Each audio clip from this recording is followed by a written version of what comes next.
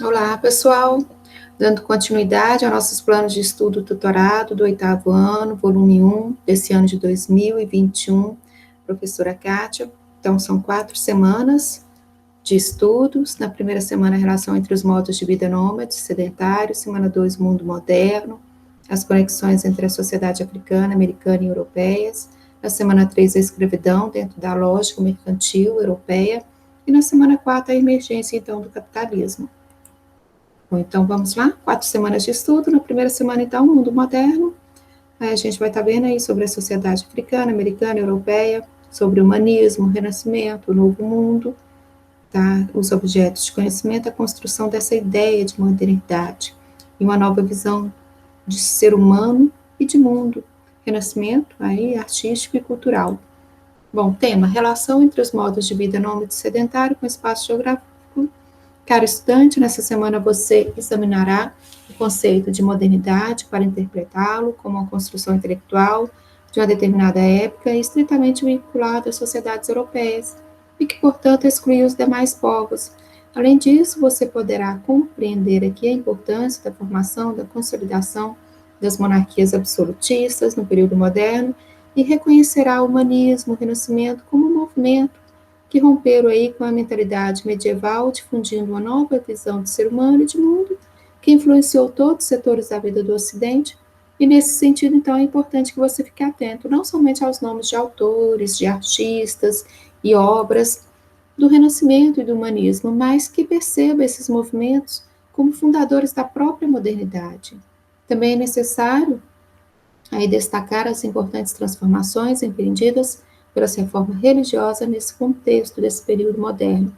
Então, recordando, recapitulando, nós, pintores, queremos, pelos movimentos dos corpos aqui, mostrar os movimentos da alma. Convém, portanto, que os pintores tenham um conhecimento perfeito dos movimentos do corpo e o aprendam da natureza, para imitar, por mais difíceis que sejam, os múltiplos movimentos da alma. Quem, sem ter tentado, poderia crer o quanto é difícil representar um rosto que ri, sem fazer o triste ao invés de alegre?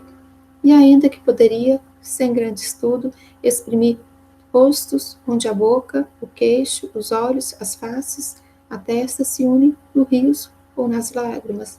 Também é preciso aprendê-lo da natureza, procurando os mais fugitivos aspectos das coisas e os que fazem imaginar ao espectador mais do que ele vê.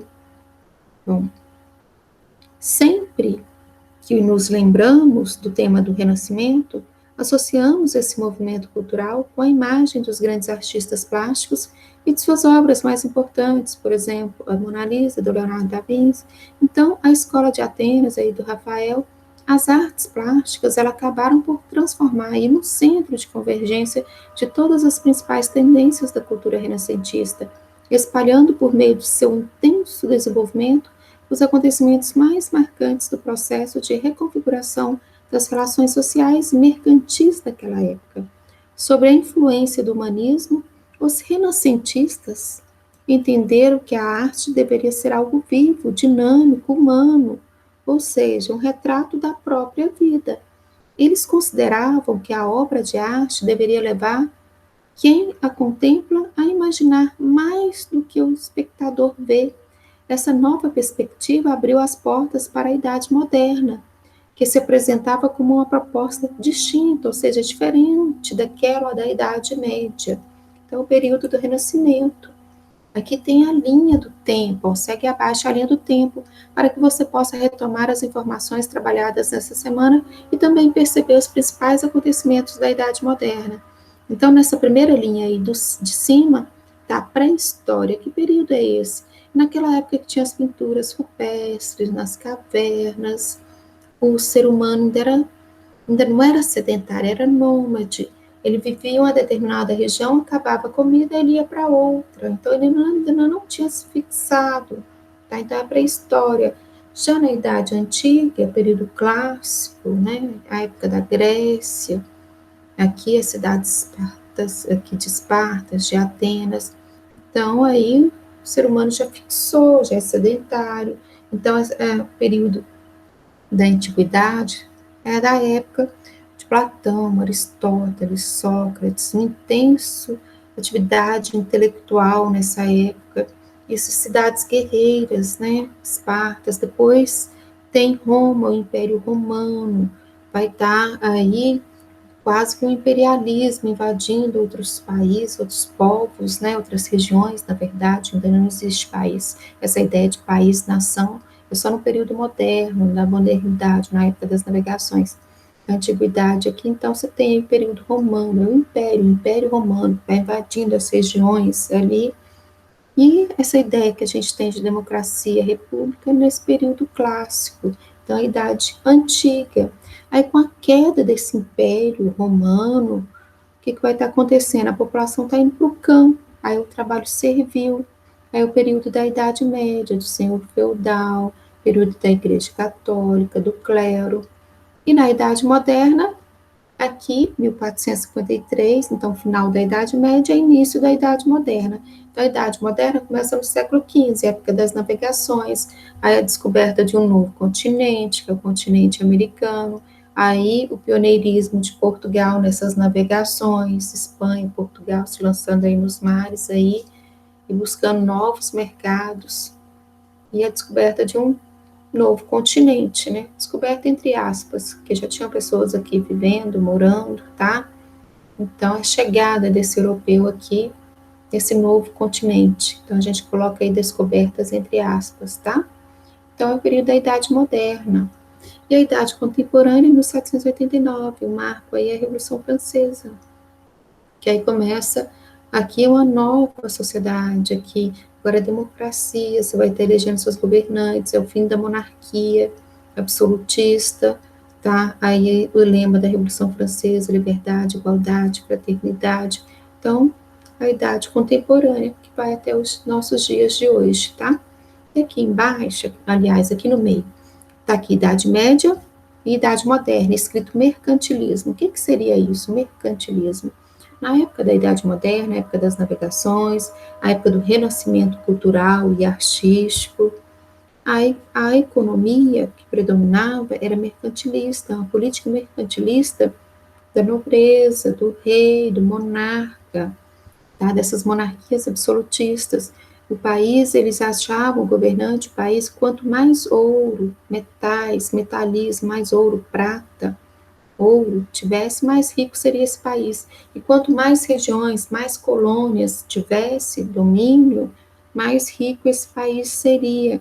Então, é uma política mercantilista, tá? Esse domínio, essa presença constante do Estado controlando aí a economia. E eles achavam também que você tinha que manter uma balança comercial favorável. O que é isso? Quanto mais o país vendesse e menos ele comprasse, menos ele importasse, mais rico seria esse país. Então, isso é uma política mercantilista que vai estar vigorando ao longo dessa idade moderna. Nessa idade moderna, aqui embaixo, o que está acontecendo aqui? Colocou aqui vários itens, vários pontinhos. Ó. Primeiro, renascimento cultural, uma retomada daqueles valores artísticos, culturais, que era lá do período clássico, que foi interrompido devido à Idade Média. Depois, Reforma Protestante. Na época, o que acontece? A Igreja Católica tinha vários abusos de poder e as pessoas estavam descontentes. Então, tem uma reforma protestante. Protestante é aquele que está protestando contra os abusos da Igreja Católica. Aí tem a figura do Martim Lutero, luteranismo. Então, vai estar surgindo outras religiões, tá? Protestante, anglicano, calvinista, puritano. São novas religiões que vão estar surgindo. E o absolutismo, o que seria o absolutismo? É o poder monárquico do governante, o rei. Ele governava sozinho, tá? Ele criava as leis, ele executava as leis, tá? Ele seguia o poder absoluto, incontestável. Então, todos esses itens aqui embaixo, esses pontinhos da Idade Moderna, se vocês têm que estar pesquisando e anotando no caderno. O que foi o Renascimento Cultural? O que foi essa reforma protestante? O que está acontecendo? Absolutismo, o que seria isso? Esse poder absoluto, total do governante. Expansão marítima, quais são os países pioneiros aí? Primeiro é Portugal, depois também a Espanha, são as potências da época, que dominavam realmente o mar aí, essa navegação, esses comércios. Colonialismo, o que é colonialismo? Então tem que estar anotando no seu caderno, faça essa pesquisa. Colonialismo, igual ao Brasil. O Brasil era colônia de Portugal, obedecia a Portugal. Tá? Portugal estava colonizando o Brasil. Então a gente era colônia de Portugal. Significa que a gente estava sob o domínio dos portugueses. Tá? A gente ainda não tinha conseguido a nossa independência. De fato, aqui isso vai estar acontecendo com Dom Pedro I, 1822, 7 de setembro de 1822. Então o Brasil era colônia, obedecia à coroa portuguesa. Bom, olha o outro item aqui dentro da Idade Moderna, muitos acontecimentos. Revolução Inglesa do século XVII, que é puritana, gloriosa, essas revoluções que estão acontecendo na Inglaterra. Revolução Gloriosa é quando, na época, conseguem limitar um pouco esse poder do rei. Tem o Iluminismo, muito importante estar estudando o Iluminismo, que é o século XVIII, é o século da luz, razão, ciência, progresso, tá? E na época são vários pensadores, está propondo aí uma sociedade aqui, uma forma de estar limitando o poder do rei. Você tem a figura do Barão de Montesquieu, que ele vai estar criando a teoria dos três poderes, que é separar o poder em três, que é executivo, legislativo, judiciário, uma forma de limitar o poder do rei. Então são todos esses pensadores iluministas, esses filósofos do século XVIII, um século muito importante, que está acontecendo dentro da Idade Moderna, esse período moderno. Tem a independência dos Estados Unidos, 1776, devido à influência desse pensamento iluminista, e tem a Revolução Industrial, e o desenvolvimento, para valer mesmo, do capitalismo na Inglaterra, a Revolução Industrial. Então, período da Idade Moderna. O que vocês vão estar pesquisando e anotando aí no caderno? O que foi o Renascimento Cultural, a Reforma Protestante? O que foi o absolutismo monárquico? Quando eu falo em absolutismo monárquico, eu estou falando monarquia, rei, aqui está governando o seu país, o monarca, o rei, absolutista, poder absoluto, total, incontestável, ninguém podia contestar o rei. Expansão marítima, que são as navegações, a descoberta, entre aspas, de um novo continente. Primeiro começa com Colombo, Cristóvão Colombo, ele vai chegar na América Central, em 1498. Tá? Ele vai estar navegando em nome da coroa espanhola, da Espanha. E em 1500, os portugueses chegam aqui ao Brasil.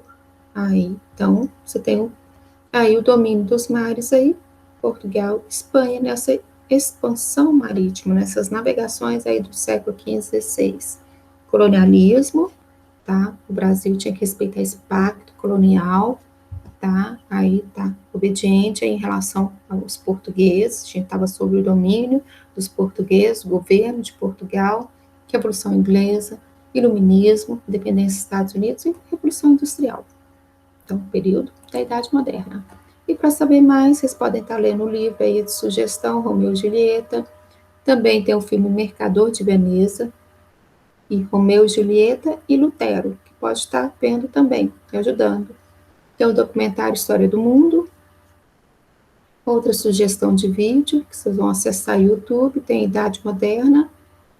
Bom, sugestão de site para estar lendo sobre esse período da Idade Moderna, brasilescola.uol.com.br, o que é História e Idade Moderna. Então, vocês conseguem um resuminho aí sobre esse período que foi tão importante da Idade Moderna.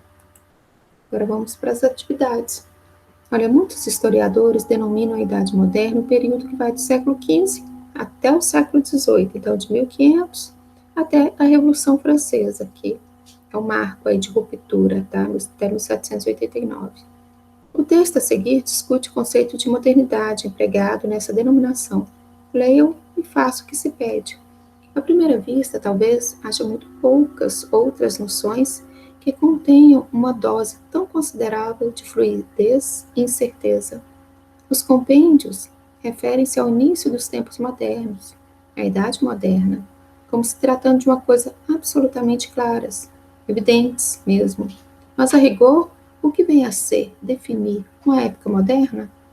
Bom, contrastar o atual, recente, a qual que é velho, ultrapassado, seria uma resposta possível a essa pergunta, comprovada através das ideologias que se pretendem inovadoras face ao existente.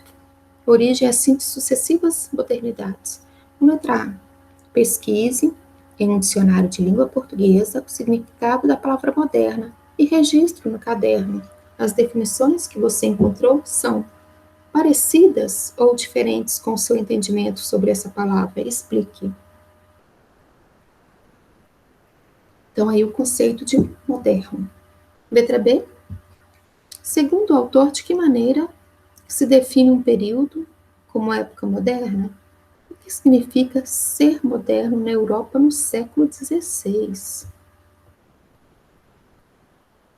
Então, vamos lá? Que coloquei para ajudar vocês a responder essas questões. Então, moderno, quando fala de socialidade, é relativo ou pertencente à época histórica em que se vive. Quando a gente fala de civilização, que é de uma época posterior à antiguidade greco-romana, bem depois. Modernidade está um período de tempo que se caracteriza pela realidade social, cultural e econômica vigente no mundo. Ao tratarmos da era moderna, pré-moderna ou pós-moderna, fazemos referência à ordem política, à organização de nações, à forma econômica que essas adotaram e inúmeras outras características. Então, aí o conceito de modernidade. Vocês vão colocar aqui na letra A, então, significado de moderno.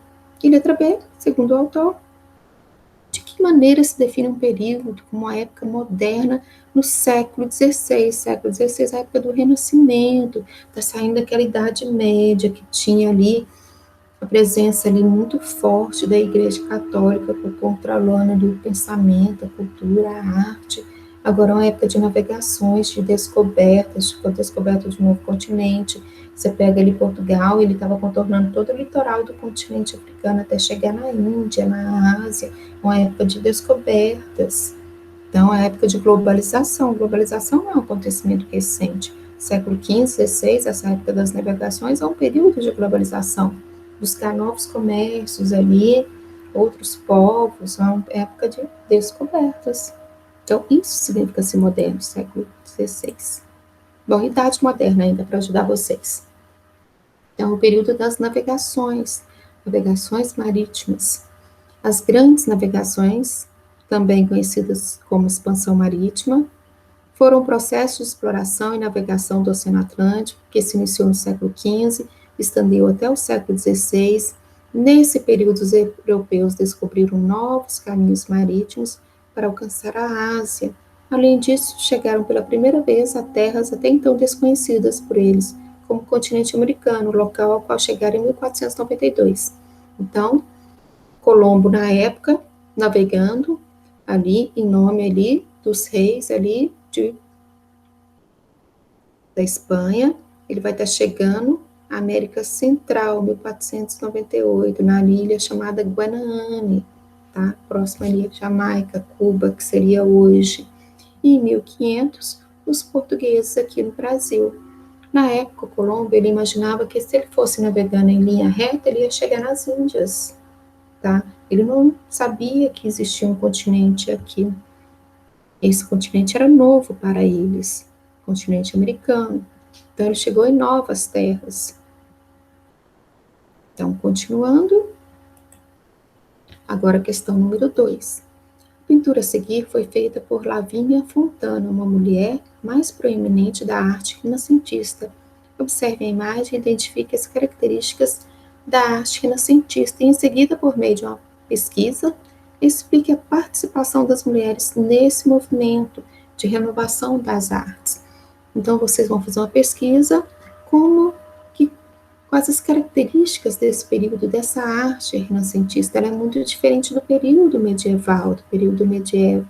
Então, aqui um jogo de cores, luz muito forte, de profundidade, retratando os corpos na realidade, na medida. Aqui a nudez também, é a retomada dos valores clássicos lá da Grécia Antiga.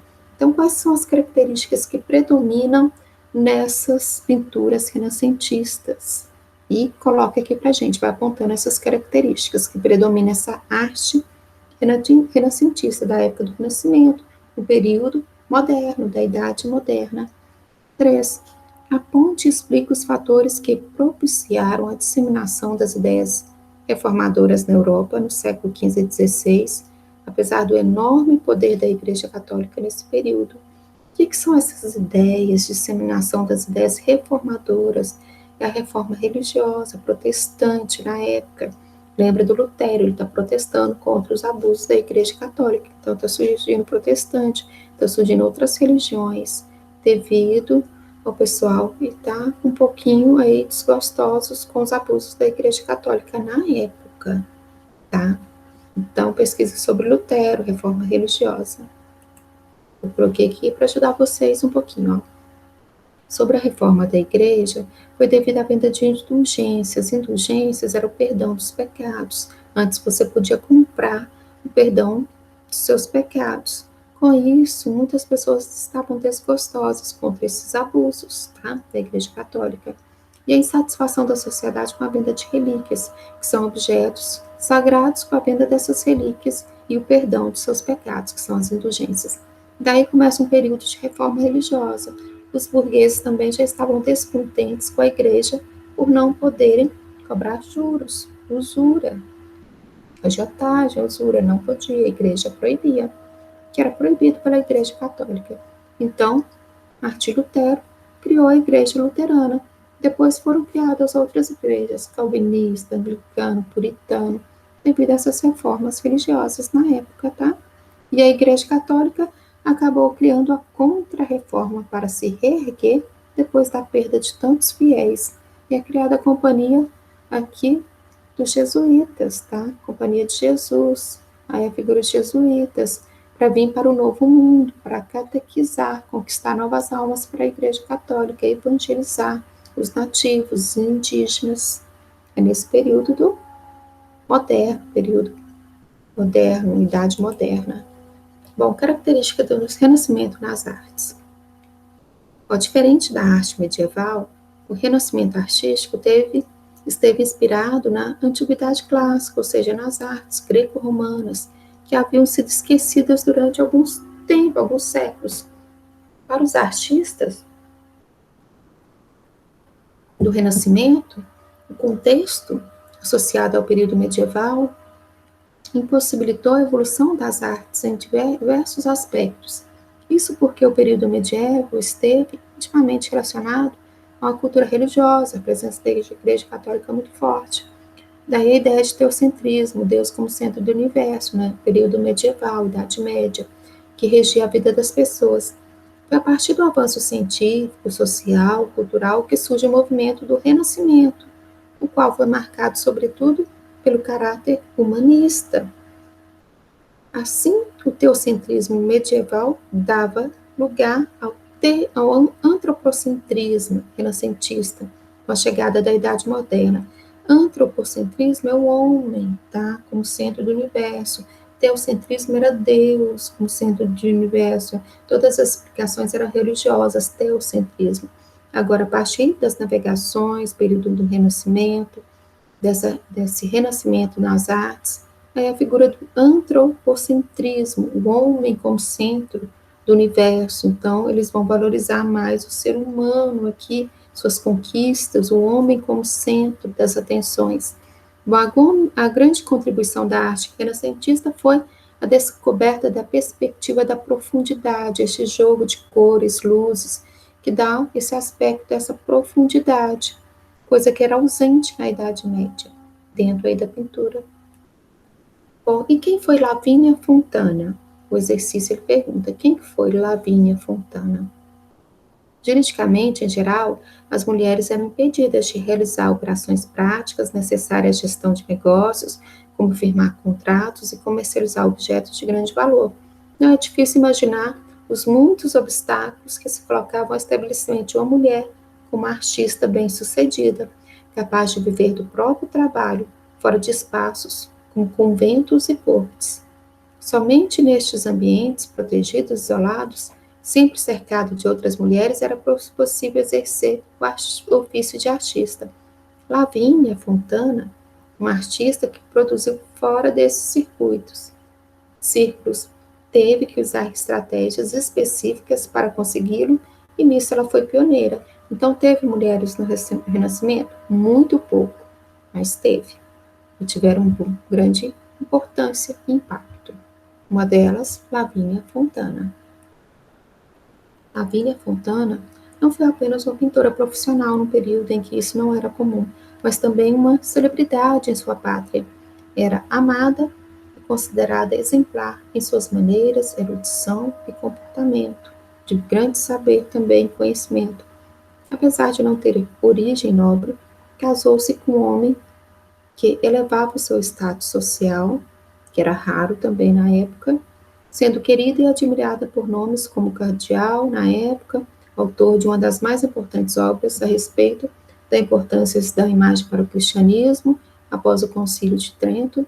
Assim, seu nome consta de uma lista de laureadas pela Universidade de Bolonha, publicada em 1666, embora não tenha certeza sobre sua ligação institucional com a universidade, isso certamente significa que foi educada em nível alto o suficiente para que assim fosse vista socialmente. Lavínia Fontana foi capaz não só de prover sua família com seu trabalho, mas o fez sendo uma figura respeitada, acolhida e apoiada pela sociedade de Bolonha.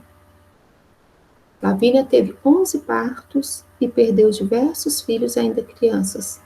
Quando se mudou definitivamente para Roma, em 1604, só 4 filhos sobreviventes acompanharam ela e o marido.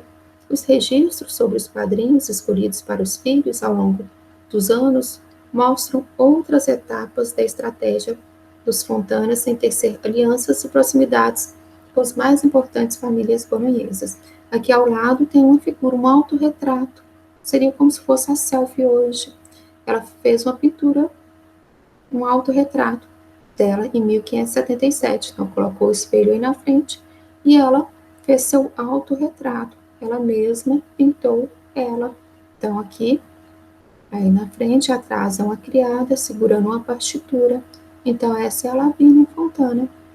Bom, vocês conseguem ler o texto todo aí no site estadodaarte.estadão.com.br, Mulheres do Renascimento, Lavínia Fontana.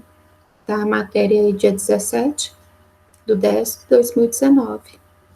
Para quem quiser ter a matéria, ler a matéria completa sobre a história da Lavínia Fontana. Muito interessante. Bom, agora a gente vai para a semana 2.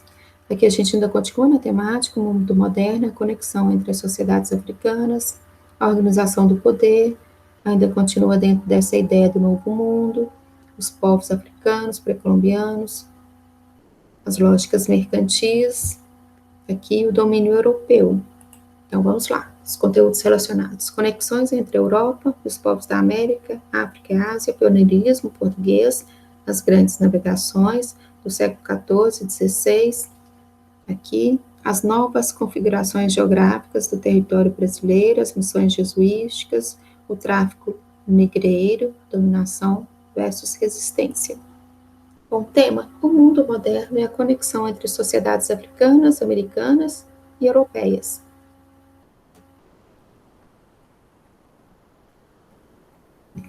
Bom, caro estudante, nessa semana você perceberá as conexões entre Europa e os povos da América, África e Ásia, época das grandes navegações, bem como a complexa rede estabelecida de trocas econômicas, políticas e culturais.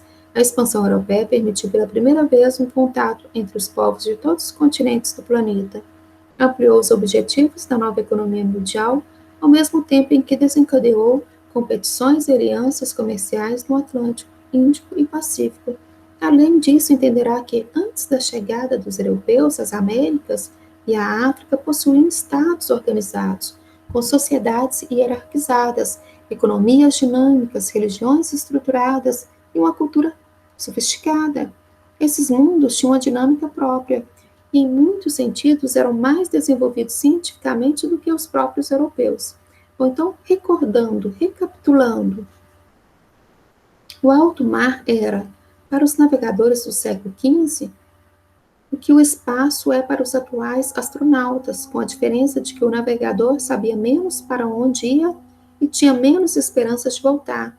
Tinha receio de navegar nas costas atlânticas da África, além do Marrocos, porque nesse caso entraria no mar das trevas, um pântano inegável, cheio de monstros que tinham sido apontados pelos geógrafos árabes. Se continuasse através do Atlântico, poderia aproximar-se do Equador, onde os homens se tornavam permanentemente pretos e não era possível a manutenção da vida. Se aproasse para o norte, iria dar numa vastidão gelada, onde Judas espreitava perto das bocas do inferno. O pior de tudo era que em qualquer direção estaria longe da terra e à mercê de todos os elementos. Como escreveu Fernando, filho de Colombo, os marinheiros temiam o fogo dos raios, o ar pela sua fúria, a água pelas ondas e a terra pelos recifes. Então, nessa época, eles não conheciam, tá, todos os mares. Então, eles achavam que em determinados momentos tinham monstros, que a terra era quadrada, que chegava, aí você ia navegar e ia cair num abismo profundo. Então, eles não conheciam totalmente os mares. Então, é época de muito temor, de muito medo. Mas à medida que eles vão avançando nas navegações, eles conseguem chegar até onde é a África do Sul, Cabo das Tormentas, tá? Hoje, Cabo da Boa Esperança, mas antes era o Cabo das Tormentas ali, eles achavam que ali era o fim do mundo. Então eles vão navegando, navegando, contornando o litoral do continente africano até chegar na Ásia. Então vai perdendo o medo, mas antes era muito medo, tá? Então, eles achavam que realmente o mundo acabava, tinha certos lugares que tinham muitos monstros. Então, essa é a ideia do moderno, na época das navegações. Então, eram homens corajosos que se lançaram ao mar. Bom, você consegue imaginar como foi marcante para os europeus do século XV e XVI navegar pelos oceanos? Tempestades, mar agitado, fome, sede, monstros, abismos, um misto de perigos reais e imaginários a serem enfrentados, o processo de expansão europeia em direção a outras regiões conhecidas, imaginadas ou desconhecidas na época, sem dúvida de todos os grandes feitos da sociedade europeia no final da Baixa Idade Média e início da Idade Moderna, foi o mais abrangente e o que trouxe mais modificações. Muitos estudiosos afirmam que o expansionismo marítimo europeu foi a primeira etapa do processo de globalização, que atualmente tanto nos surpreende, pois pela primeira vez, sob o patrocínio da Europa, houve intercâmbio cultural entre os diversos continentes, transformando as relações econômicas, políticas, sociais e culturais entre os povos inseridos nesses espaços. Bom, segue abaixo então o esquema para que você possa retomar as principais informações trabalhadas nessa semana. Aqui um esqueminha, a expansão marítima europeia e seus desdobramentos, aqui os antecedentes, anteriores, necessidade de expansão econômica, conquista de novas terras, busca de rotas alternativas para alcançar a região da Ásia, e metalismo, e o pioneirismo português, que Portugal foi um dos primeiros a lançar aí nas navegações. Então ele tinha uma experiência de navegação, de localização geográfica privilegiada, apoiado ainda pela burguesia, investimento em tecnologia e conhecimento náutico, tinha uma escola de navegação, de navegadores, a escola de Sagres. E o imaginário? Bom, Marco Polo ali na literatura, as narrativas míticas de viajantes, os temores imaginários, monstros e abismo, e as consequências, interação entre mercados mundiais, hegemonia, domínio da Europa, principais potências da época, Portugal, Espanha, capital acumulado, bens coloniais, escravidão, então também ouro, prata, que vai estar eles vão estar encontrando aí nas suas colônias, então esse comércio muito grande. E as atividades, número 1, o que leva uma pessoa a enfrentar desafios que podem resultar em uma morte, como a dos navegadores do século XIV e XV. Bom, essa atitude destemida dos navegadores permanece nos dias atuais, ainda que de uma maneira diferente, ou não tem mais essa necessidade de buscar novos territórios, novas conquistas?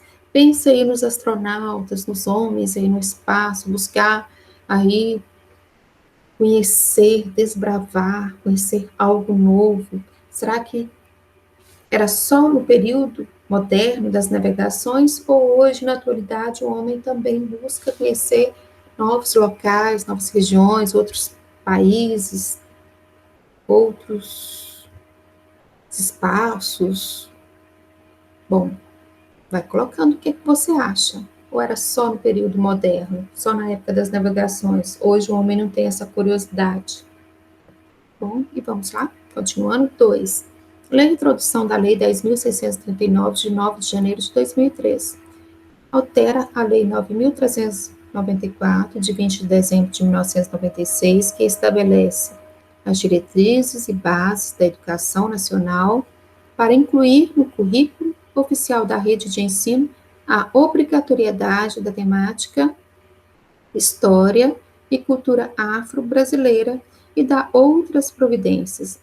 Bom, explique a importância de estar inserindo essa lei, tá? A história da África como tema obrigatório nas escolas. Qual a importância dessa lei? Então, para ajudar vocês, o ensino da história e cultura afro-brasileira e africana no Brasil sempre foi lembrado nas aulas de história como tema da escravidão negra africana.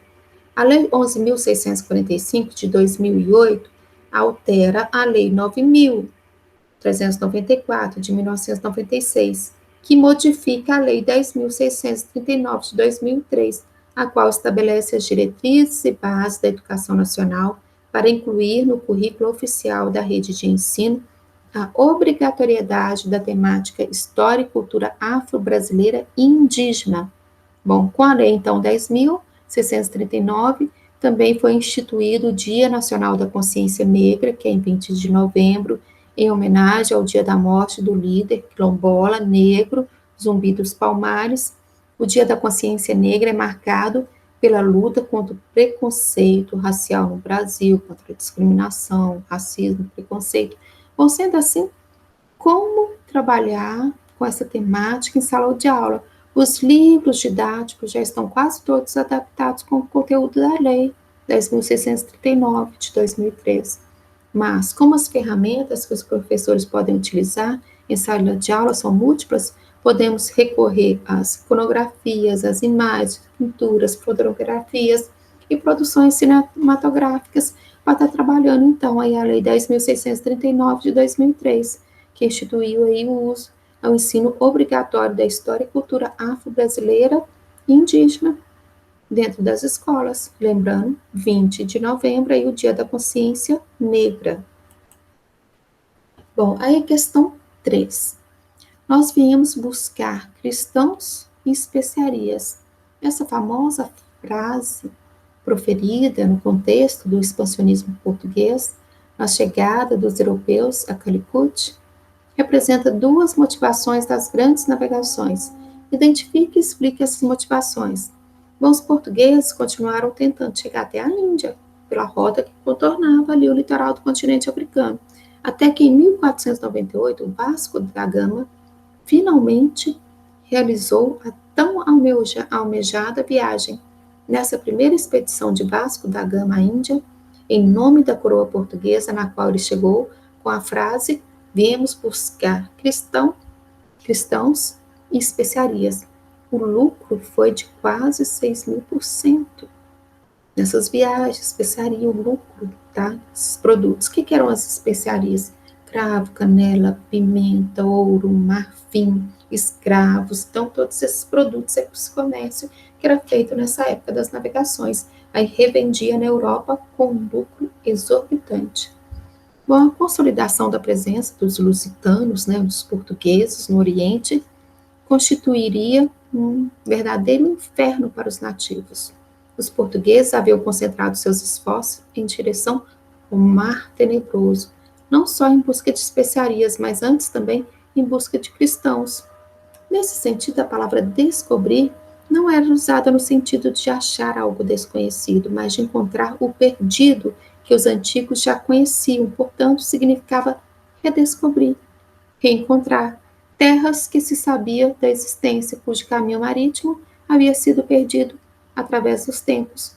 Bom, o objetivo da epopeia lusitana, né, dos portugueses, tomando por base a acepção moderna da palavra, era achar, não descobrir propriamente.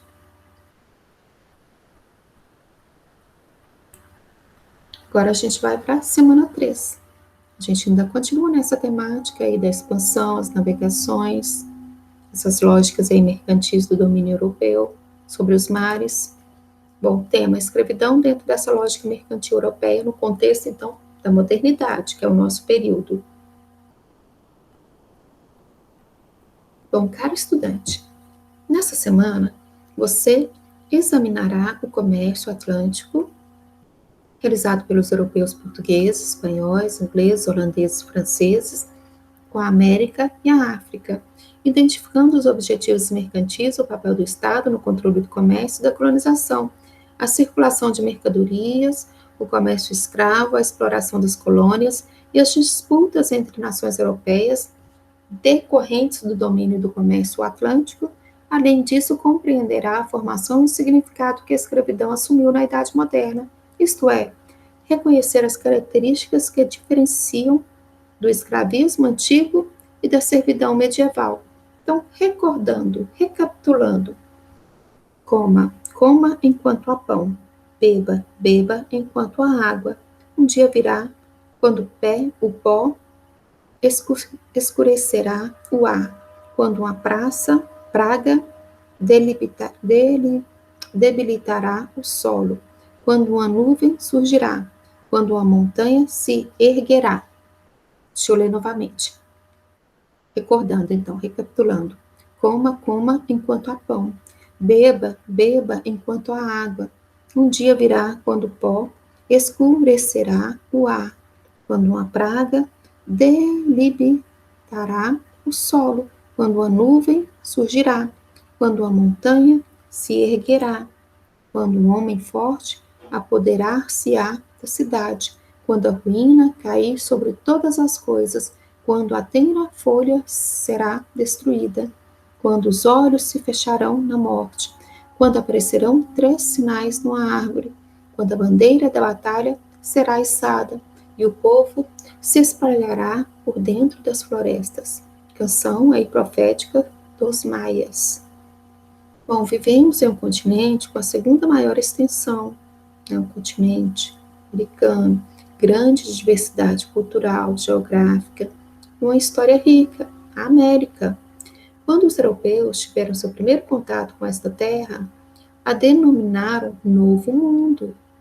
Mas esta região já era ocupada por diversas civilizações, entre elas as chamadas altas culturas pré-colombianas, maias, astecas, incas, possuíam um sofisticado conjunto de tradições e costumes, conhecimentos científicos e organização político-social que impressionaram os europeus.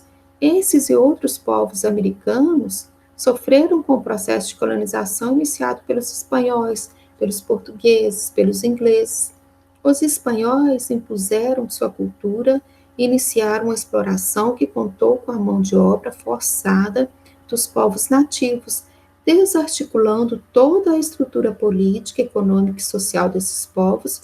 Já os ingleses expulsaram índios de suas terras, travando conflitos para garantir seu domínio territorial. O poeta Pablo Neruda resumiu bem o processo que vitimou os nativos americanos.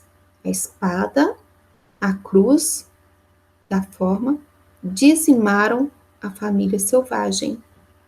Durante o século XVI e XIX ocorreram intensas trocas entre a África e a América, originadas no contexto do lucrativo tráfico de escravizados, que sustentou todas as atividades econômicas realizadas na colônia. Essas trocas extrapolaram a importância de mão de obra escravizada na América Portuguesa, envolvendo relações políticas e intercâmbios culturais. Bom, segue abaixo um esquema, então, para que você possa retomar as principais informações trabalhadas nessa semana. Bom, os fundamentos da escravidão no Brasil. Essa lógica mercantilista. Só relembrando, o que era o mercantilismo? Eram os países que adotavam a política econômica na época.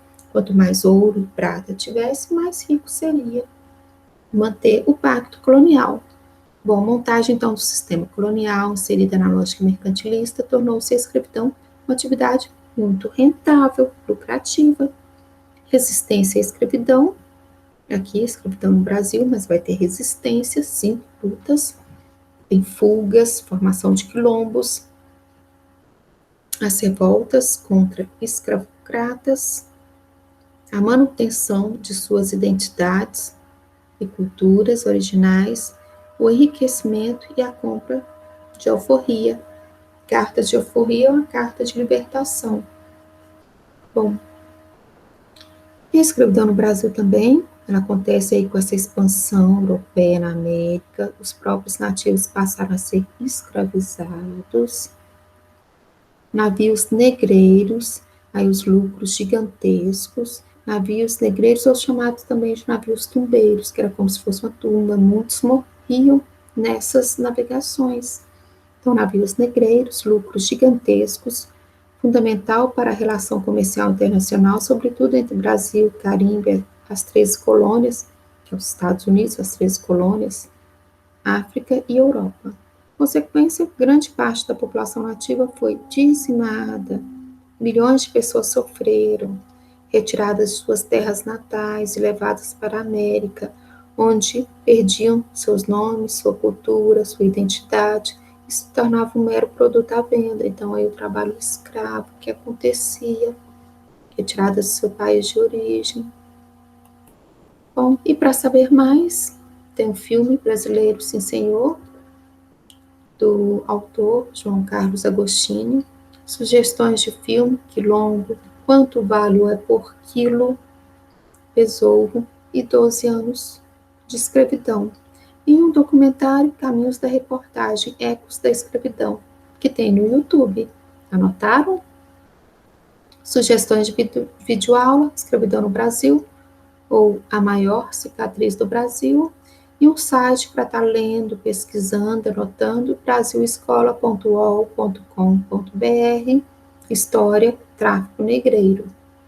Bom, e as atividades? Vamos lá?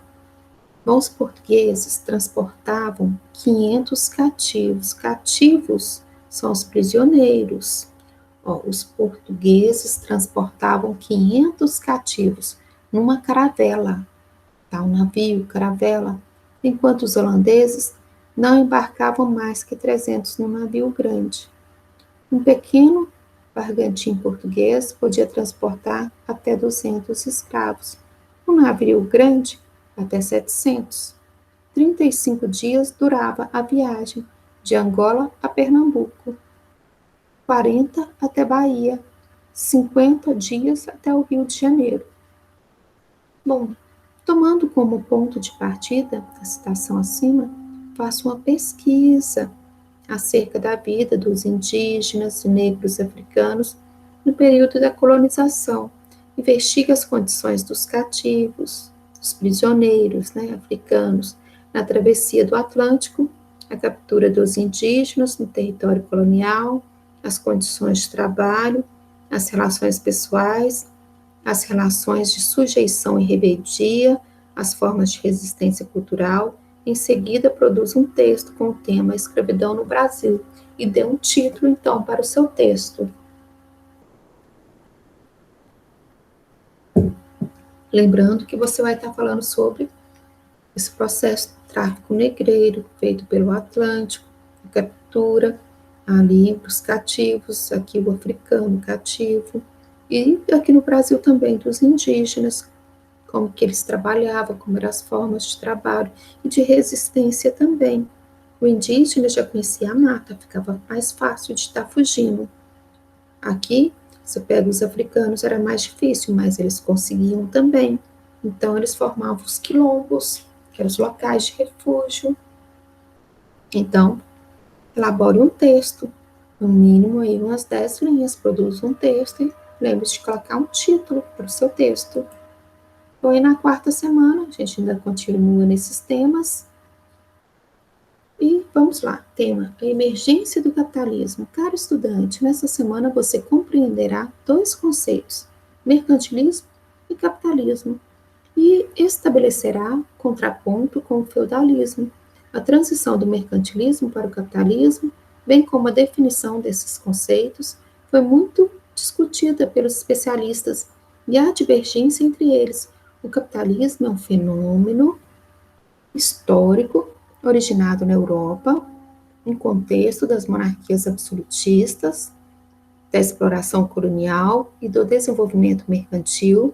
Ele separou o mundo antigo e medieval do mundo moderno, impondo formas de viver, de pensar, baseadas no acúmulo de bens materiais, ânsia pelo lucro, o trabalho livre e assalariado, organização racional do trabalho e da produção. Pensar o capitalismo é uma forma de compreender o presente, uma vez que esse sistema econômico impera hoje em escala praticamente global. Então, recapitulando, a transição do feudalismo ao capitalismo, que feudalismo, fim da Idade Média, na época, existia o trabalho servil no campo, senhor feudal, tá? E a figura do clero, da nobreza, e a transição, começa as navegações, e aqui o capitalismo, busca de lucro, novos mercados. Então, por volta do século XII, com a desintegração do feudalismo, o fim, né, do feudalismo, aqui começa a desintegrar, acabar, tá? Então, começa por volta do século XII. Bom, com a desintegração do feudalismo, começa a surgir um novo sistema econômico, social e político, que é o capitalismo. A característica essencial do novo sistema é o fato de nele o trabalho ser assalariado, ou seja, você recebe um salário, e não mais servil, como no feudalismo. Trabalho servil no campo, você vai estar recebendo um produto ali para estar trabalhando, você tem que pagar ali em produtos, tá? Dízimos que você tinha que pagar para a Igreja Católica como se fosse um imposto. Agora o trabalho já é assalariado, você vai receber um salário, então é o capitalismo. Começa principalmente aí em Inglaterra, Revolução Industrial, surgindo aí a figura do operário, proletário, trabalhador. Então começa as navegações ali, começa o desenvolvimento do capitalismo, e no século XVIII tem uma verdadeira revolução industrial, do trabalho ali dentro da indústria. No século XVIII, Inglaterra, a figura do operário, do trabalhador, do proletário, que vai receber um salário como forma de pagamento. Bom, outros elementos típicos do capitalismo, economia de mercado, trocas monetárias, grandes empresas e preocupação com lucro. O capitalismo nasce, então, da crise do sistema feudal, cresce com o desenvolvimento comercial, depois das cruzadas. Bom, foi formando-se aos poucos durante o período da final da Idade Média, para finalmente dominar toda a Europa Ocidental a partir do século XVI, mas foi somente após a Revolução Industrial, iniciada no século XVIII na Inglaterra, que se estabeleceu o verdadeiro capitalismo, que surge a figura do proletário, da burguesia. Bom, segue abaixo o esquema para que você possa retomar as principais informações trabalhadas nessa semana. Então, transição do mercantilismo para o capitalismo. Então, você tem o Estado, agora a burguesia, está surgindo aí a burguesia para estar também financiando aí nas navegações um lucro muito grande, exorbitante. Então, expansionismo marítimo europeu, transformações econômicas, mercantilismo, a evolução do capitalismo e esse pioneirismo português, né, foi um dos primeiros a se lançar no mar, Portugal. Aqui no mercantilismo, a gente viu que a política mercantilista dos países era metalismo, balança comercial favorável e intervencionismo estatal. Intervencionismo estatal é quando o Estado intervém na economia. Ele não deixa você produzir o tanto que você gostaria. O Estado está ali protegendo, está ali atuando, controlando. Isso é intervenção, intervencionismo estatal. Balança comercial favorável, eles achavam o país, o governante, o monarca, quanto mais você vendesse e menos você comprasse, mais rico você seria. Quanto mais ouro e prata você tivesse, também mais rico você seria. Por isso que Portugal, na época, e Espanha, eles que mais colocou em prática essa política mercantilista. Mas na hora que começa a Revolução Industrial na Inglaterra, eles vão pegar todo esse ouro e prata e comprar produtos industrializados. Então, aí vai levar à decadência, tá? Aí, quem eram as potências políticas na época do século XVI, que era Portugal e Espanha, eles vão perder no século XVIII para a Inglaterra, que vai virar o domínio político, econômico dos ingleses.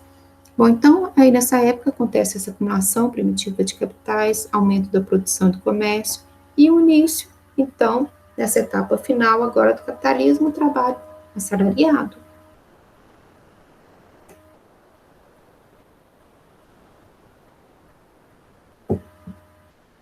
Bom, e para saber mais, tem a sugestão do livro, Transição do Feudalismo para o Capitalismo, tem o filme Tempos Modernos, Charlie Chaplin, falando aí do surgimento aí do capitalismo, já é o Fordismo, modelo de produção, e um filme muito bacana para falar das navegações é 1492, A Conquista do Paraíso, com Gerard Depardieu, excelente.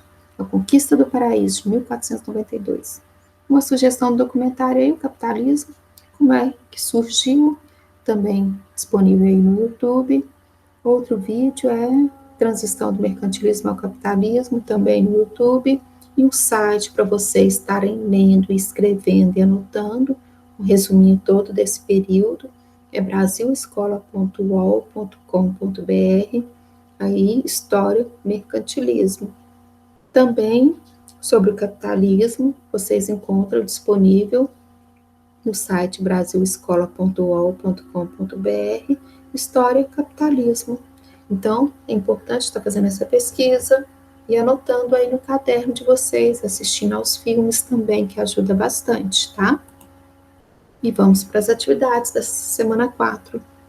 Entre os séculos XVI e XVIII, as monarquias nacionais adotaram um conjunto de ideias e práticas econômicas visando garantir e ampliar as riquezas do Estado. Monarquias nacionais, monarquia, rei, monarca, nacionais, nacionalidade, qual é o seu país, o monarca. Então, a gente está falando dos seus países aqui, é França, Portugal, Espanha, Inglaterra, tá?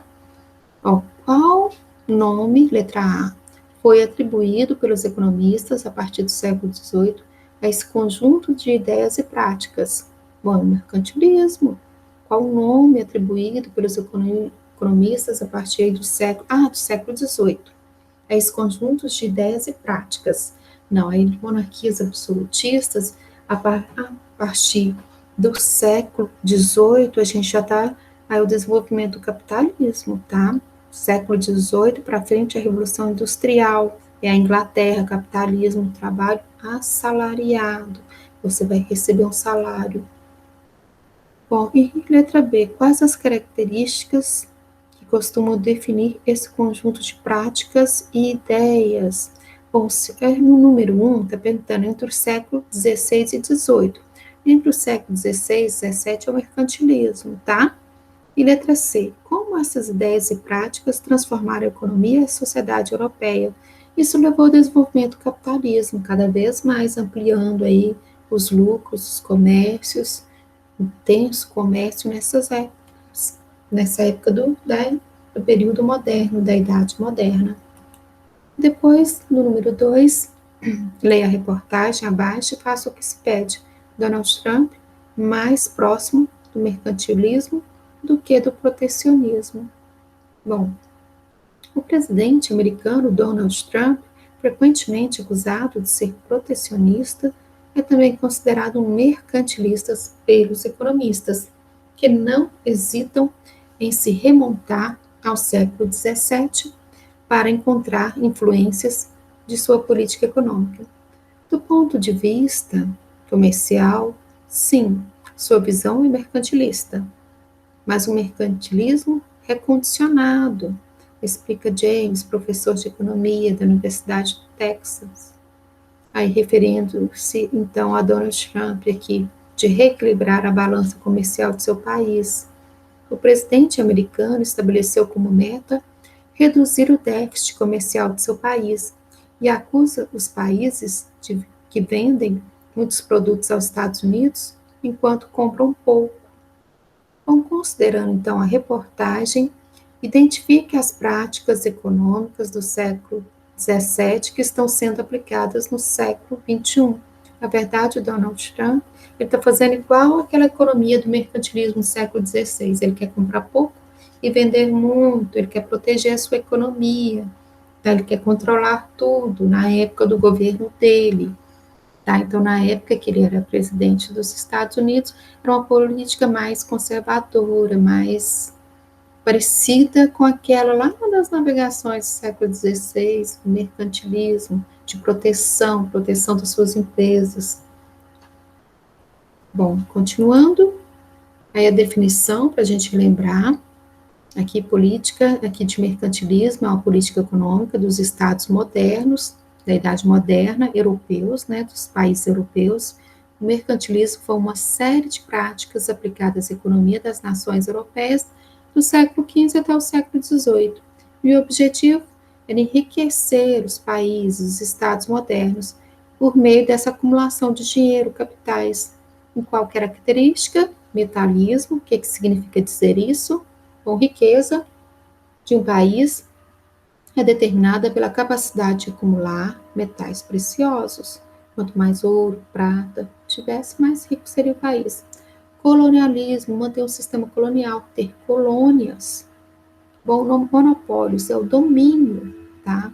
Ou seja, essas colônias só pode comercializar com quem você deixa, igual o Brasil só podia comercializar com quem Portugal deixasse. Então, é um domínio muito grande. E protecionismo, tarifas para dificultar a entrada de produtos importados, ou seja, proteger a sua empresa. Intervencionismo estatal na economia é isso, o Estado está o tempo inteiro tomando conta, atuando, ele não te dá liberdade de comércio, de você comercializar o tanto que você gostaria. Isso é uma política mercantilista que vai estar vigorando aí no período da Idade Moderna, século XV, XVI, XVII. Bom, e na número 3. Então, aponte os fatores que explicam essa passagem do mercantilismo para o capitalismo. O capitalismo comercial é também conhecido como pré-capitalismo ou de mercantilismo. Esse momento começou após o fim do sistema feudal. Chegar ao fim e compreende do século XVI aqui até o século XVIII. A expansão marítima e a expansão comercial foram fatores nos quais contribuíram, então, para a transferência do feudalismo para o capitalismo. A expansão marítima, por exemplo, foi marcada pelo descobrimento de novas rotas marítimas para o Oriente e também marcou a conquista da América. Com isso, os burgueses expandiram o comércio do Mediterrâneo ao Atlântico e os locais recém-encontrados foram explorados com finalidade comercial. Bom, nesses locais, as nações como França, Holanda, Inglaterra, Portugal e Espanha conseguiram lucros através do comércio de metais preciosos, recursos agrícolas, comercialização de escravos. Tudo isso desencadeou o surgimento da primeira fase do capitalismo. Bom, vamos continuar firmes no caminho que leva à aprendizagem.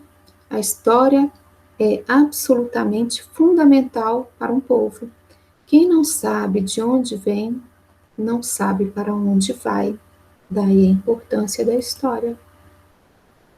Bom, espero que tenham gostado e até a próxima. E bons estudos. Não deixem de fazer pesquisas.